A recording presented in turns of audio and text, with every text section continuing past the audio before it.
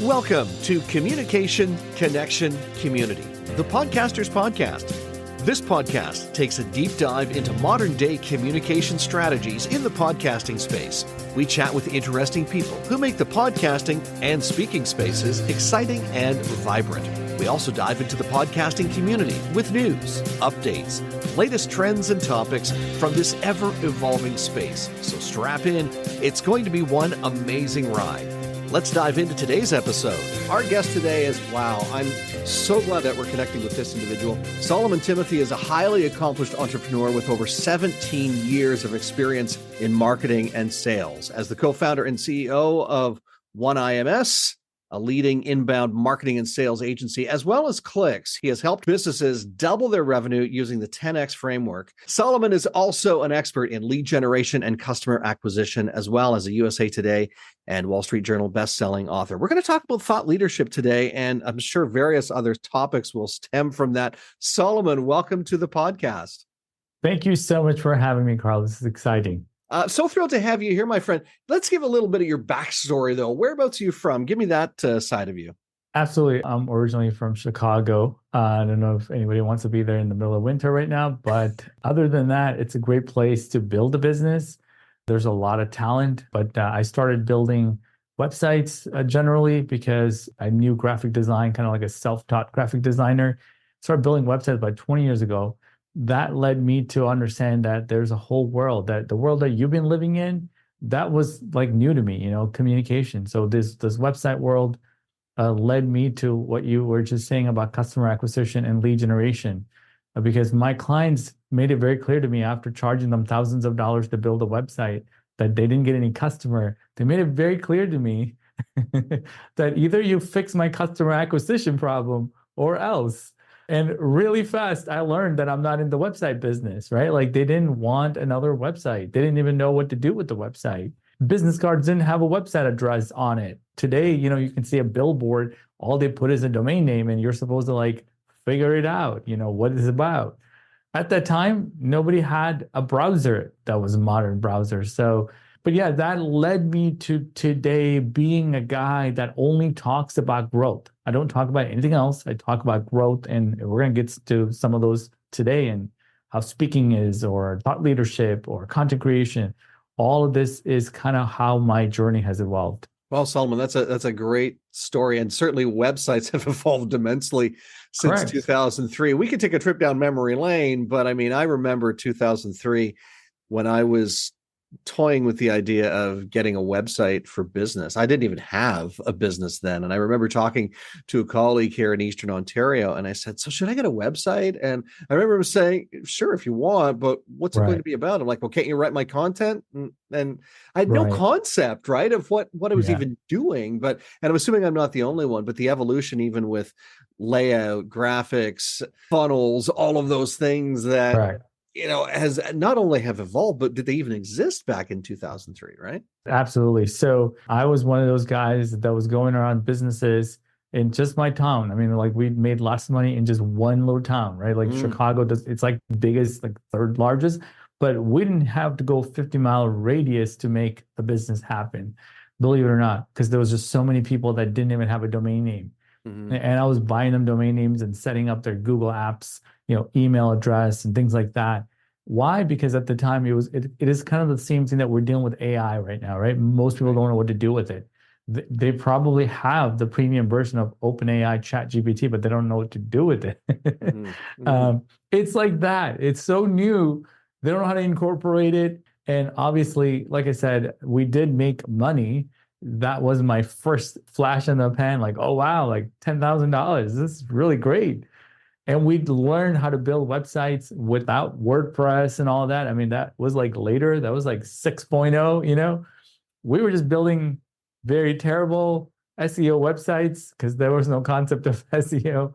But I learned that no matter how much fancy of a website that we can give a customer, and this is for anyone, all of us, so you could be speaking on a stage.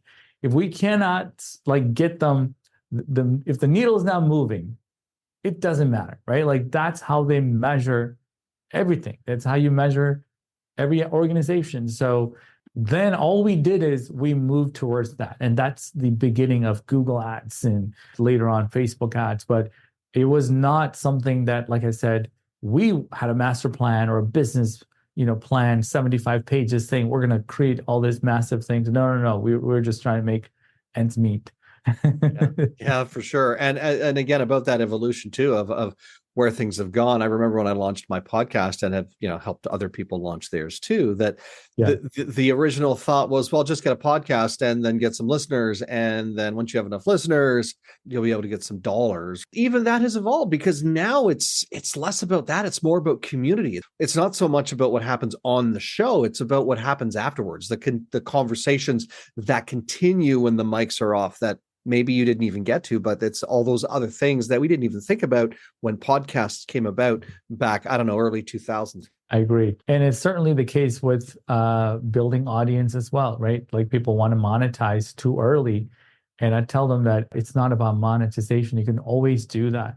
I have a mantra, and I think this could be the thing that we leave our audience with. It's value add, not value extraction. There's a huge difference between the two concepts.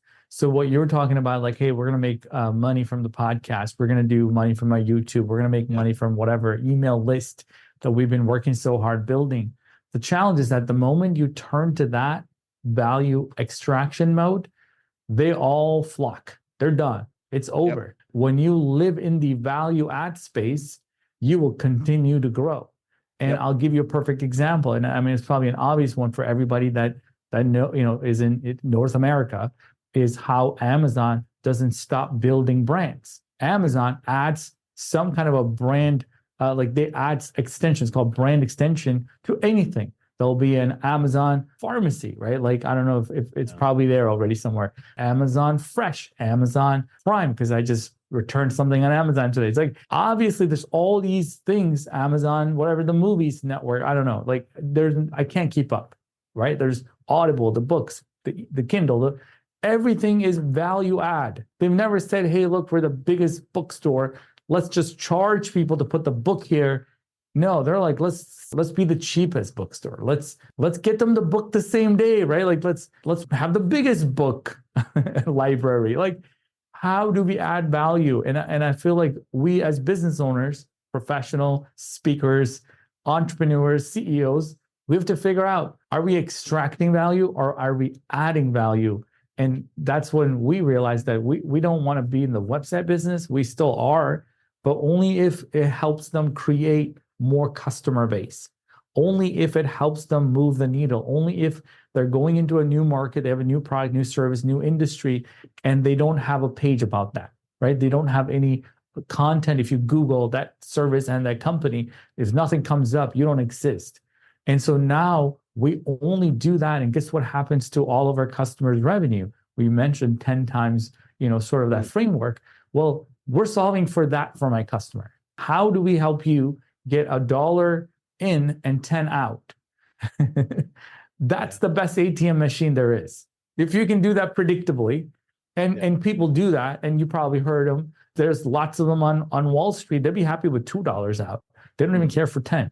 In a small business world, when you can actually examine your inputs and you can optimize the output, you could get a lot more out in a smaller number. When you're doing, like Apple just had $1 more trillion market cap, that's hard to 10x. But I can do that with a $10 million company or $3 million company because there's so much more market potential. Let's shift the discussion into thought leadership and let's roll in communication, because I know as we were just getting set to turn on the mics and have a conversation, we talked about, thought leadership, and not just thought leadership in the way that most of us think about it, but thought leadership and communication in the sense of, if you're a thought leader and you're doing a lot of speaking, well, you should also be probably looking at this podcasting thing more seriously. So let's do a deep dive conversation into, firstly, your philosophies around thought leadership, and then communication strategies, maybe that in your experience, thought leaders should be embracing. I think thought leadership starts off stage, not on stage, right? It starts every single day in your social media channel. It starts, what kind of concepts and ideas are you putting out there? In other words, are you publishing things that are thought-provoking, that your audience or the people that like you, trust you, want to do business with you, are they engaging with that content? Like some of the things that I tell my social media team is like, if you don't think people are going to create some sort of engagement with this post, like comment, a like, or dislike, they hate it, like they disagree with my statement, don't post it. This is like number one thing. Why? Because like I said, the world doesn't need just more of the same stuff. So in my world, what I did personally is that early on, I began to publish on Forbes, Inc. magazine, and all these other journals. Does that make sense? HuffPost, you name it. Yep. If I can post on it, I would just start posting on it. Well, if there is a more crowded space than marketing, find me one. There isn't one, right? Like this is one of the most crowded spaces. How do you stand out? Thought leadership. You can't stand out if you're going to be just like everybody else. There's a book called The Purple Cow, right? Like everybody gets that one. Why? Because it sticks out from the masses. So one of the things we've done is we just kept publishing content. And one of the ways that you can actually become a thought leader today, more easier than ever, I don't know how many millions of podcasts exist, especially like the one that you're doing here, Carl, where you become a guest and immediately it increases your credibility and your authority in the marketplace. And maybe you have to build a page on your website that says, here's all my podcast appearances. And that is the same as me writing 500 Forbes article. It's probably easier than writing one 800-word article for Forbes and do 8 edits because they won't let me use a word, something like that. I think it's the movie Men in Black 2, and there's one of the arch nemesis guy on his shoulder basically saying everything to what the actual talking head is saying. I've been saying for a long time, you need a podcast. Here's why. It's an extension of your brand, your business. It elevates your credibility. You're basically speaking what I've just been telling people. So I don't know if you're the guy on my shoulder, if I'm the guy on your shoulder, but it's basically something I've been really trying to drill into. Speakers, thought leaders, coaches, consultants, that it's not just about that blog post. It's not just about posting something on social media the way everybody else does, or that spraying and praying technique that a lot of us, until we become a little more seasoned, tend to use. It's really about looking at it and saying, hey, yeah, this podcasting thing works. Or if you are going to post, to your point, if you're going to post something, put something out there, it better be, like you say, it better be the purple cow. Because if it's just like any other post, it's not going to get seen. We're in this sea of professional resources, or we're just trying to be seen, but we're being seen as everybody else is seeing us, which is just like everybody else. Yeah, no, absolutely. So you're right about that. I think another piece that we can add to this, especially for social media content to really stick out, is short form video content. Because at the end of the day, people are more drawn towards that than anything else. So let's just talk about a busy professional, even a speaker, but they're doing some consulting call, they're doing something else.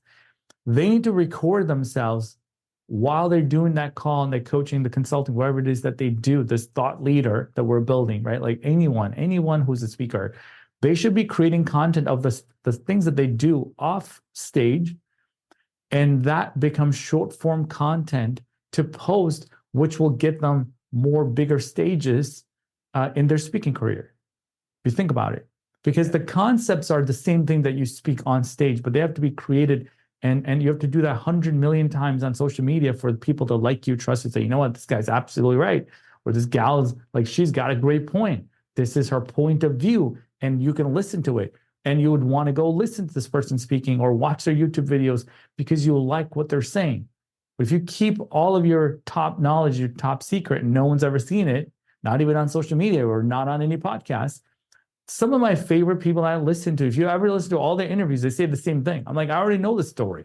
I know that joke too. And I know what you did. But yeah, you still listen to it because why? It never gets old, right? So like it's perfecting that message on all of these channels. And then when you get on stage, it's so easy for you. So I talk about 10 times growth. Why? Because I know for a fact that every entrepreneur wakes up in the morning wanting to grow their company. They have a $100,000 company, they want to make $1 million. So we're never happy. Let's just be honest. They have $1 million company now, they want to make $10 million. It's always, how do I make it bigger and bigger and bigger? And so I've been doing that for the last 17 years. I'm like, the only thing I can tell what get their big smile going is I tell them like, hey, you're how many million? what if we can plan and build a business that was 50 million? They're like, oh my gosh, I've never even thought about that. I was just hoping that we'll end at 10 million someday and sell it and be done with it. Now there is a bigger vision that we're all working towards, which is totally possible. Like, what your mind can conceive, it can happen. So now they're like, well, let's get a better system, better CRM, better everything. Let's hire more A players. All of a sudden, the whole conversation changes. It's easy for me, but I talk about it every day on podcasts. The other thing that I've noticed, and I've had a number of guests on this podcast talk about it, is the power of story. And I'm noticing that story also coming out more, usually with video, but also even with straight text. Savvy social media posters have, especially on Facebook, which I know is necessarily the best one for business, but there are still a lot of people who leverage Facebook. And when they're doing their posts, sometimes they'll write and give a good descriptive story. And that tends to trigger, I don't know what the success rate is for them, but it seems to be working because they're still telling their stories, and the stories are engaging enough to have you read through to the end. And, you always know there's something at the bottom of that post that will have, there's a link or there's something to find out more. Absolutely. And I think that's, like you said, when you post enough, you start to see what works, what doesn't. Pictures of people tend to do better than just pictures of, whatever, a graphic Trees, or something grass. like that.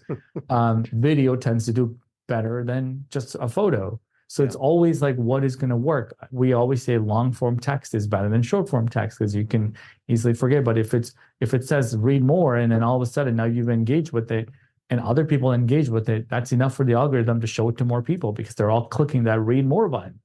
There's so many little nuances to this kind of content creation business. Again, I think we have to think about this. This is all competition at the end of the day, right? There's so much more content is created than the person's time on their feed. So you are fighting to get your message in front of as many people as you possibly can. The only way, and Gary Vee says this, the content is the variable. The quality of the content is the variable. It's not content, right? Everybody's posting content. Who isn't posting content? The thing is that what gets you to where you want to go is how much more effort can you put into it. That's where you come up with a really engaging story and you see 82 comments, is because they spend a lot of time writing this thing. I think that's a very good point, is that it's not just about posting content. It's Correct. about posting relevant, engaging content. Because I could just go to my social media feed and say, listen to my conversation with Solomon Thimothy. Click the link here to listen to the show. That's not going to get me much response. Not many likes. Not, right. But if there's an audiogram, which is also a video, Right. But if there's also a video clip, if there's a long form, story, then it's going to engage people or to entice them. Not to mention the algorithm will do something different. And I'm not a social media expert to know, but it's certainly going to increase my chances of getting the visibility that I want. I have a question for you though, Solomon. 100%. I think I already know the answer, but I want to hear it come out of your lips because I think it's going to sound better if it does. Does anybody or everybody who follows the right techniques, I guess you can say, can anybody be a thought leader, do you think? The answer is yes. If you have what it takes to share that message, I will go back to this. If you care enough, you can be a thought leader. You really have to care about what is it that you're talking about? What is it that you're fighting about, right? I've probably been on, I'm going to guess, about 30 podcasts. And this started like Q4 of this year. We were focused on a million other things. We decided that to build basically the authority, thought leadership, all the things that we're talking about right here, we can obviously do that on our own, right? Go build, create content, grow the channels. I mean, every speaker should do this regardless. Or you go help other people. And I said this to you, Carl, I'm going to be the oil in your fire. I'm going to add more value to your community and to what you're doing with nothing back. Like I want nothing for it. Like we want to serve each other and the community that you're building of speakers and so on. I can build my audience so much faster. I could have gotten all of these people, but it would probably take me 7 years on my own. And I'll spend less time because I'm so efficient. I spend 26 minutes with one podcast and the next one 37 minutes. But in 26 and 37 minutes, I cannot go build what you built in 4 years that you mentioned. There's no way, right? And I've also added value to your world and your audience. I didn't extract anything. Does that make sense? Like I'm here, like we did 30, 45, we did like 2 a day. Right, right. And the reason is we're like, hey, there's all these amazing podcasts out there. They all have loyal listeners. Mm-hmm. What can I do? Yeah. I was on a travel podcast. But guess what? Travel agents are struggling to close deals when people's budgets are tight and cut, and they're looking for ways to, right? Like to get more sales when people have less money thanks to inflation and everything else. Yep. They want to go to a cheaper resort, but still want to go to a resort, right? Like, how do you get in front of those people and get those deals closed? Well, it is literally comes down to this. How do you get their message heard the same way a speaker is looking to get bigger book deal or bigger, whatever, consulting deal, the same exact, a bigger stage.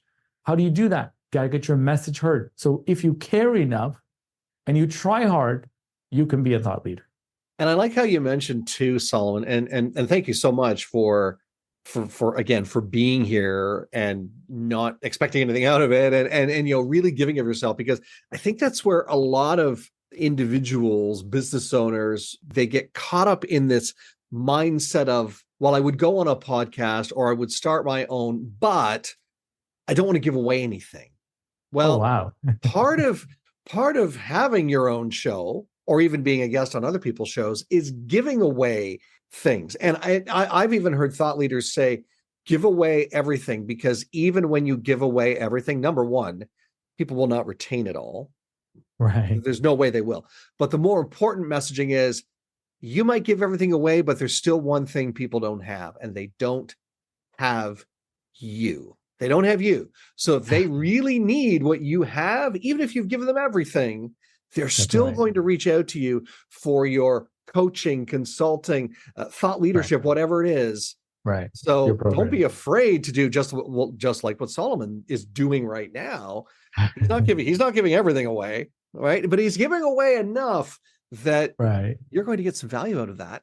That's a great point. And so our kind of like our mantra, if I may, is to I'm very impact driven individual.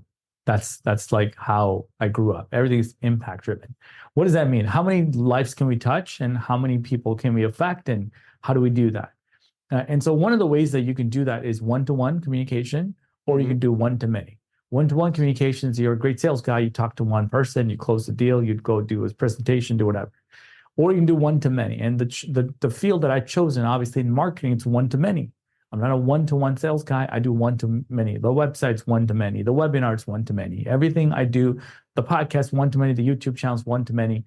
And the reason we've done that is that it has the highest impact rate. Like I can make the biggest impact, because I think about that. Like someday when we're all dead, what is going to be said about Carl's? What's going to be happening? What happens to Carl's books?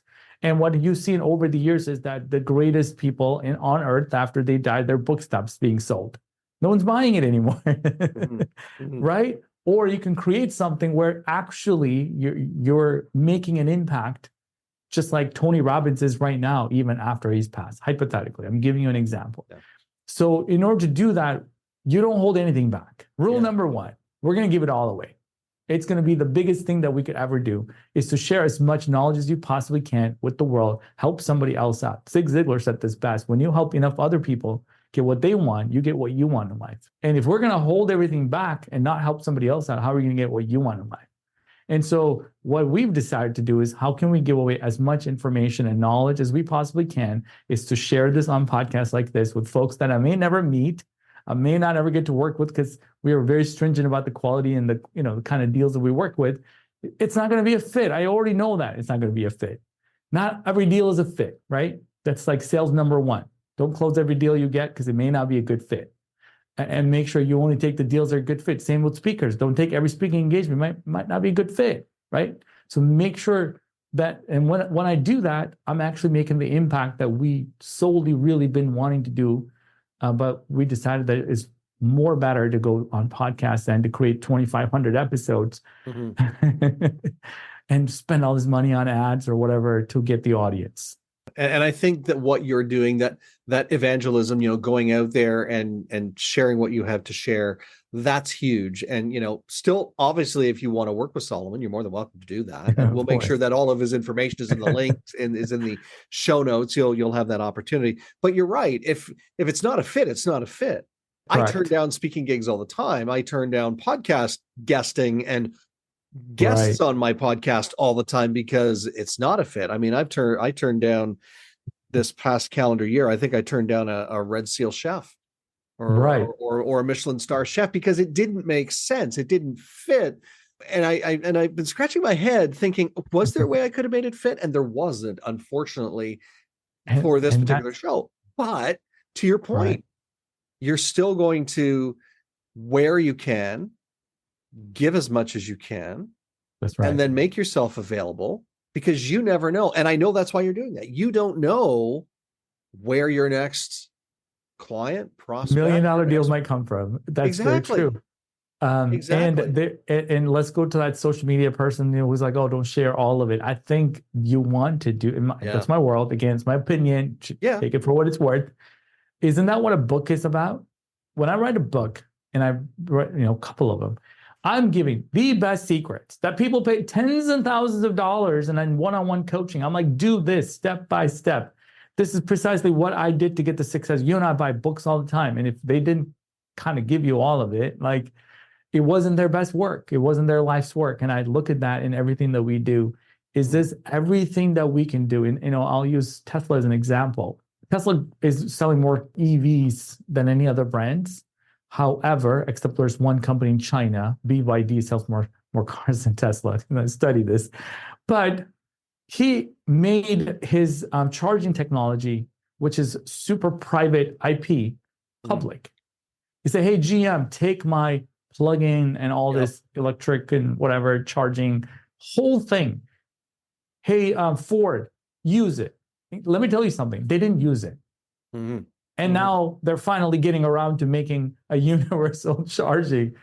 This man, all along, after spend all his years and knowledge and all the IP and all the funding and everything, all this engineering, he's like, take it. Here's all the electric volt and the size, the measurement, everything. And then he's also used the supercharging network. He's making it public for any car charging company. Any company could come and charge it on their system, which could have been private IP, super secure. You can't use my gas station kind of a model. So let me show you, how did that help? They're still selling more cars. They didn't sell less cars by making their own technology public. They're selling more cars. So I believe in the more you give, the more you get model, rather than the more you give, you feel like there is some sort of a scarcity mindset that I'm going to lose out on it. I really, really I live it and I do it, and I'm getting more podcast invitations than I can handle. People have given me like things that cost $2,000 and $3,000 membership programs for free. I'm like, hey, I'll be here all day. Let's do 8 podcasts a day. Let's serve as many people as we can. And I don't have to worry about my pipeline and my deal stages and my whatever. Do you see what I'm saying? I don't have that scarcity mindset whatsoever because I'm getting more every day than I could keep up. So I have to do more, get it out of my surplus, give more. That's a really good example. I love the Tesla example for sure. We have a Tesla, actually.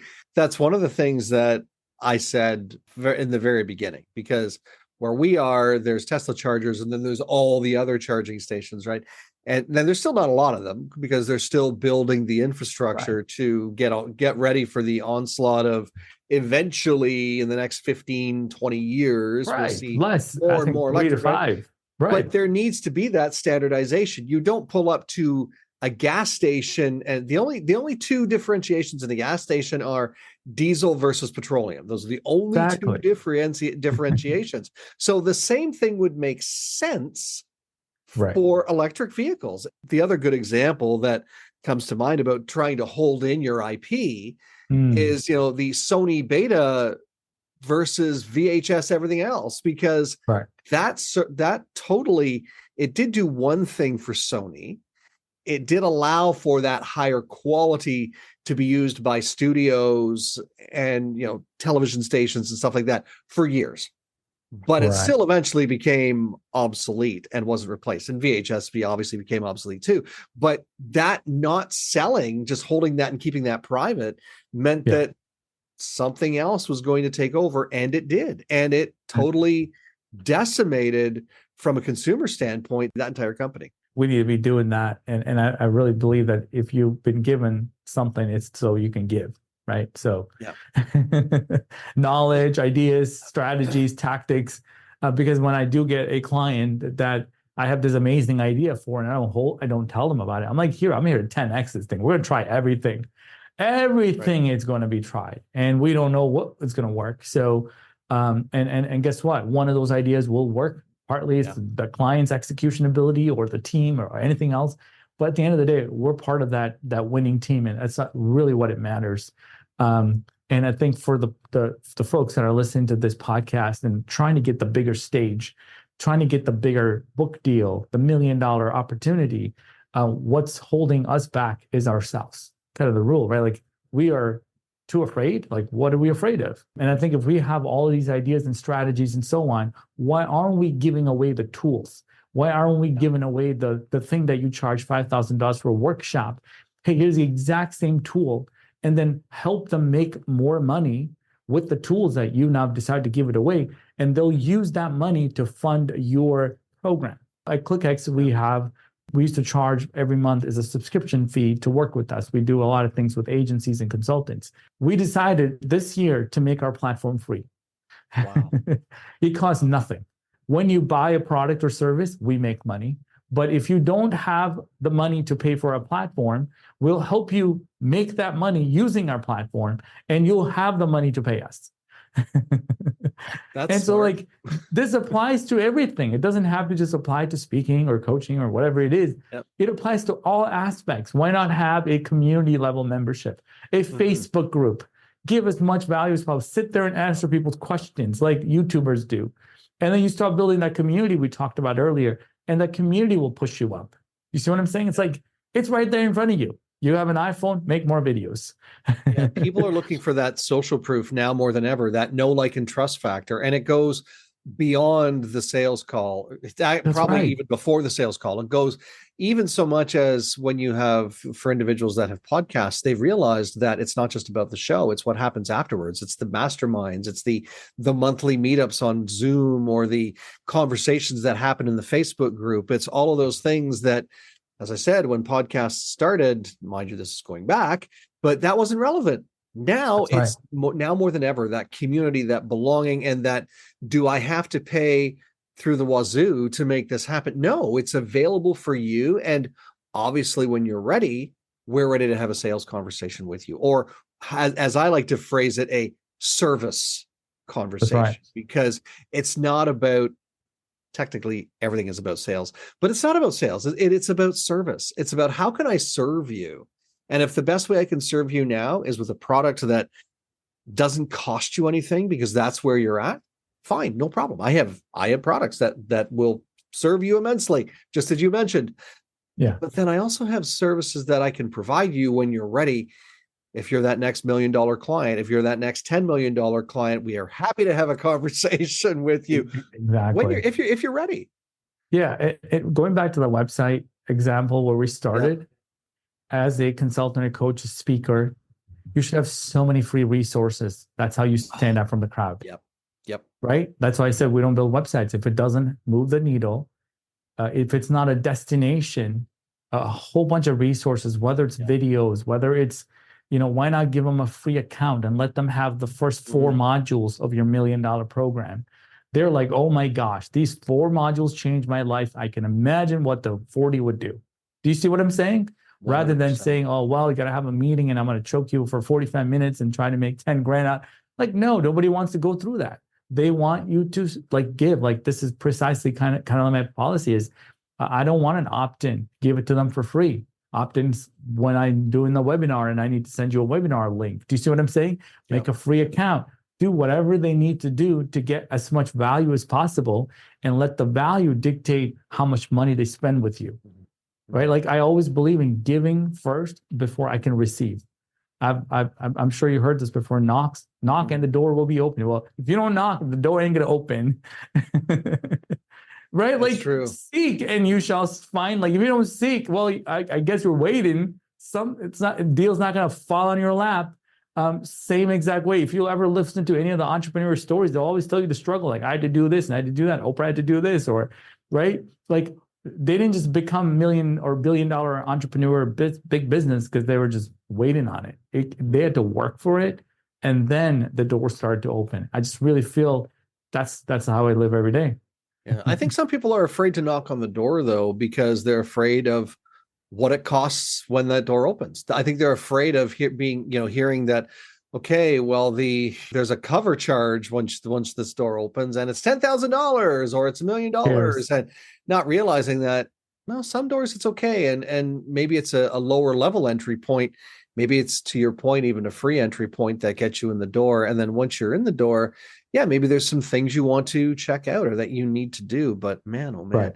We could have a conversation like this all day, I think. And I think we're Happy cut from a to. similar piece of cloth as far as values and what it really means to be an entrepreneur, that thought leadership starts with you. And that, yes, you can be a thought leader if you are positioning yourself properly to be so, if you want to be. And if you want to be, you'll reach out to a guy like Solomon for sure and get some information from him. Solomon, how can people get a hold of you if they do have questions after today? They can just go to my website. It's Thimothy.com, but it's spelled THIMOTHY.com. They can go there. Got tons of free resources. We try to publish short form content practically every single day. There's not a day we don't create content. And again, all the content that we create aren't content that I created for creation of content. It's all me talking and just recording, like content like this. My ideas and strategies are just sort of creating the short form content. And that should inspire this audience so that they don't have to spend time creating content or making an impact. They're just amplifying what they already do, right? Like they're already doing it every day. Solomon Thimothy has been my guest today. Before I turn you loose onto the world to either go record another podcast or whatever it is, your final thought. Yeah, no, I think we'll leave with that thought of value adding versus value extraction. I made this book for the digital marketing industry, and I sell it for 99 cents on Amazon, not because we're going to make $1 million for it. It's because I want them to get so much value out of that book that they would, go make the $10,000 to cover the book is to go make 10 grand. And I think if they made 10 grand with the book, they'll definitely have some money to invest into our programs, right? Like so I didn't make the book unaffordable, if that makes sense. So it's constantly thinking of ways to do it. And I have like 3 more books in the works. Why? Because I want to make as much impact as possible. So I think if we live in that kind of realm, the universe will get you whatever you need. Solomon Thimothy, a good way to wrap it up. Thank you so much for being my guest today.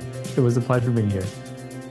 And thank you for joining us today. Special thanks to our producer and production lead, Dom Carrillo, our music guru, Nathan Simon, and the person who works the arms, all of our arms actually, my trusty assistant, Stephanie Gafour. If you like what you heard today, leave us a comment and a review, and be sure to share it with your friends. If you don't like what you heard, please share it with your enemies. Oh, and if you have a suggestion of someone who you think would make an amazing guest on the show, let us know about it. Drop us an email, askcarl@carlspeaks.ca. Don't forget to follow us on LinkedIn and Twitter as well. You'll find all those links in the show notes. And if you're ready to take the plunge and join the over 3 million people who have said yes to podcasting, let's have a conversation. We'll show you the simplest way to get into the podcasting space, because after all, we're podcast solutions made simple. We'll catch you next time.